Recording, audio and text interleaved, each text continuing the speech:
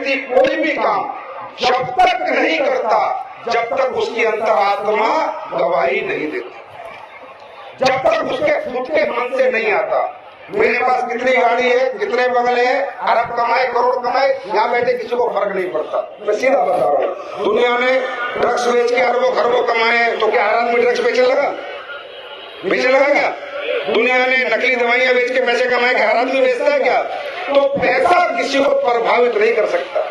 और अगर कोई पैसे से किसी को प्रभावित कर रहा है तो मुझे लगता है वो प्रभाव ज्यादा लोगों में नहीं जाएगा।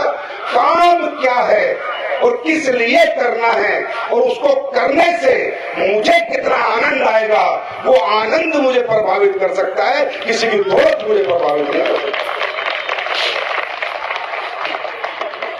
तो मैं अगले 15-20 मिनट में आपको ये समझाने की कोशिश करूंगा कि ये काम क्या है। दोस्तों, ये डायरेक्ट सेलिंग इंडस्ट्री है, इसमें डायरेक्ट सेलिंग का काम है। जिस तरह प्रोडक्ट दुनिया में दुकान से बिकता है, अमेज़न, फ्लिपकार्ट जैसे ई कॉमर्स प्लेटफॉर्म से बिकता है, इसी तरह कोई भी बनाया हुआ से अच्छा कॉटन यूज करना पड़ेगा। मुझे सबसे अच्छा जूता बनाना है तो दुनिया का सबसे अच्छा चमड़ा यूज करना पड़ेगा। आया ना? आया ना? मुझे अपने घर में सबसे अच्छा मार्बल कराना है तो दुनिया का नंबर 1 मार्बल लाना पड़ेगा। तो क्वालिटी प्रोडक्ट में पैसा ज्यादा लगता है, लोकल प्रोडक्ट में पैसा कम लगता है। तो होता क्या है, जब ये क्वालिटी प्रोडक्ट कोई बना तो लेता है पर बेचा नहीं जाता, क्योंकि जो बेचने वाले दुकानदार हैं वो क्वालिटी प्रोडक्ट रखते नहीं है। वो कहते हैं भैया उस कंपनी का 200 रुपए का, इस कंपनी का 200 रुपए का, इस कंपनी का 200 रुपए का, मैं तेरा 500 का कैसे बेचूंगा और कौन खरीदेगा? तो फिर क्वालिटी प्रोडक्ट वाली कंपनी को एक ही काम करना पड़ता है, उसे खुद के स्टोर बनाने पड़ते हैं, खुद की ब्रांडिंग करनी पड़ती है। जैसे आपने देखा होगा एडिडास, लिवाइस, नाइक, देखा है, लुई विटॉन, गुच्ची, बोस, ह्यूगो बॉस, ये वो ब्रांड है जिनके कपड़े या जूते आपको लोकल दुकान पे नहीं मिलेंगे। मिलता है क्या? अरे नाइक का जूता लोकल दुकान में मिलता है क्या?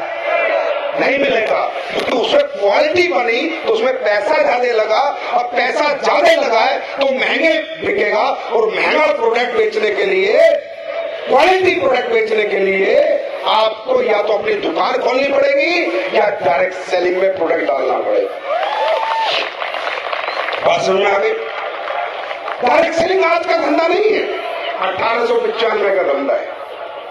या आज आप पहली बार देख रहे होंगे, 1895 एक कंपनी स्किन के प्रोडक्ट बना के दुनिया के सबसे बेहतर डायरेक्ट सेलिंग में आई थी। उसने दुनिया को डायरेक्ट सेलिंग बताई। फिर दूसरी कंपनी आई, तीसरी कंपनी आई, चौथी कंपनी आई।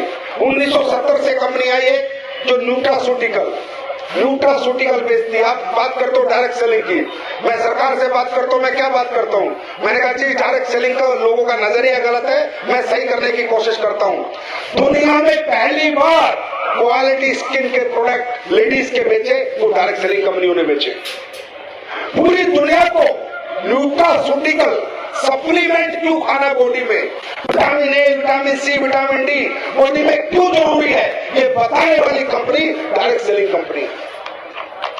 पूरी दुनिया में मोटापे का सबसे बड़ा प्रोग्राम जो कंपनी चला रही है वो डायरेक्ट सेलिंग कंपनी है। पूरी दुनिया में कौन सा ऑयल खाना है शरीर के लिए और कौन सा अच्छा होता है ये बताने वाली कंपनी जो है वो इंडिया की कंपनी है, वो भी एक डायरेक्ट सेलिंग कंपनी है। डायरेक्ट सेलिंग कंपनी ने सोसाइटी को वो दिया है जो दूसरी कंपनी आज तक नहीं दे पाई। अब क्वालिटी प्रोडक्ट कब बिकता है? फॉर एग्जाम्पल, आज आप हमारा पेस्ट लेके जाते हो, हमारा पेस्ट तो 210 रुपए का है और बाजार का पेस्ट 60 रुपए का है। अब आप हमारा पेस्ट कैसे बेचोगे? सामने वाला बोलेगा यार ये आयुर्वेदिक पेस्ट तो 60 रुपए में, तू 210 का कैसे बेच रहा है? तो आपको ब्रीफ करना पड़ेगा, देख इसमें ये डाला है, इसमें ये डाला है, इसमें ये डाला है, इसमें ये डाला है, इसका ये रिजल्ट है, इसका ये रिजल्ट है, इसलिए 200 का है। आया ना? तो जो क्वालिटी प्रोडक्ट होता है वो ब्रीफिंग से बिकता है, ना कि दुकान पे रख के बिकता है। इसलिए डायरेक्ट सेलिंग का मॉडल दुनिया में इंट्रोड्यूस हुआ था, प्लान नहीं, 2 बनाओगे, 4 बनाओगे, 8 बनाओगे, ये कार मिलेगी, मगर इसके लिए नहीं। दुनिया के सबसे बेहतर प्रोडक्ट लोगों के घरों में जा सके, लोगों को उनका फायदा हो सके, लोग उनको खरीदें, इस्तेमाल करें और लोगों को बताएं, इसके लिए मॉडल दुनिया में बना था दोस्तों, कचरा बेचने के लिए नहीं बना था। मेरी बात समझ में आ रही है? मेरी बात समझ में आ रही है?